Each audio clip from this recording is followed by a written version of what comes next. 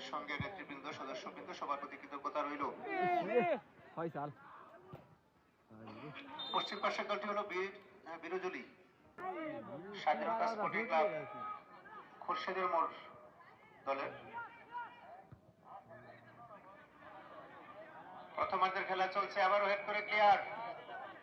শহীদ জিয়া যুব কল্যাণ সংঘের উদ্যোগে প্রথম সেমিফাইনাল থেকে শীতের তীব্রতাও আজকে কম, রৌদ্রোজ্জ্বল প্রহর, মানে রোদ কিন্তু দেখা গেছে অনেকদিন পরে। আবার আক্রমণে খুরশেদের বিরোজলির পক্ষে কাশেম ভাই কিন্তু পেয়েছেন, দেখা যাক শটটা কিন্তু নিয়ে নিলেন একেবারে মাটি কামড়া। তারপরে বিশেষ আলোচক মনির হোসেন বিএড সাবেক সাধারণ সম্পাদক টুক ইউনিয়ন স্বেচ্ছাসেবক দল, তিনিও রয়েছেন। এবং বরেণ্য ব্যক্তি মনির হোসেন আজকে দ্বিতীয় সেমিফাইনাল, আর সামনে শুধু ফাইনালটা হবে। 13 নম্বর জার্সি তিনি খেলোয়াড়, কিছুটা যন্ত্র থেকে বের হওয়ার চেষ্টা দিয়েছে দলের সাবেক সাধারণ সম্পাদক মনির হোসেন বিএড। মনির স্যার আপনাকে ধন্যবাদ। ফাইনাল ম্যাচ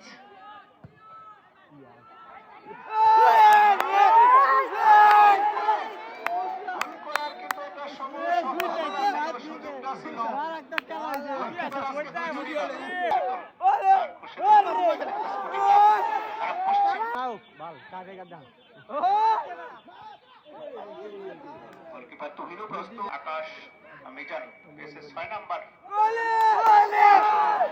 দলের পক্ষে ওখানে সহকারী রেফারি শরীফুল হক, তারপরে নরসিংদীর বিখ্যাত 0 খুরশেদের মোড়।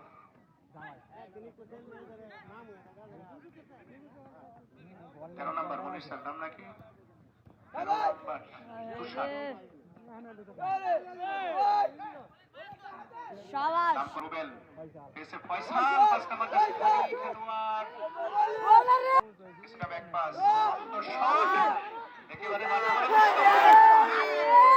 তুহিন কিন্তু ব্যাক পেতে হচ্ছে।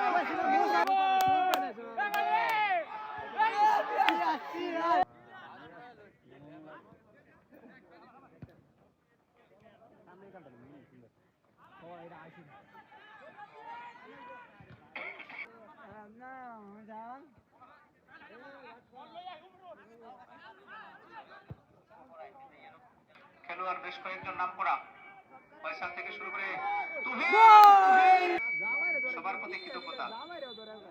নাম না বললেও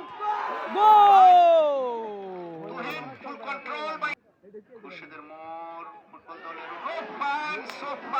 মনির স্যার যে আদর্শের সৈনিক যারা এই মাঠ থেকে ওয়ার্ডে করেছে স্বাধীনতা স্পোর্টিং ক্লাব, তারপরে প্রতিপক্ষ বিরোজলি।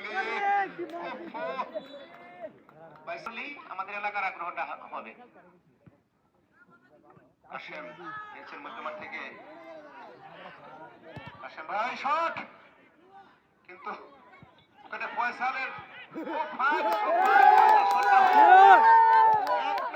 এখনো ওনার শট হয়ে গেল এবং এই যাত্রায় কিন্তু বেঁচে গেল তুহিন। আবারও বিরোধীর হেড। খুরশেদের মোড় হলো পূর্ব পাশের দল।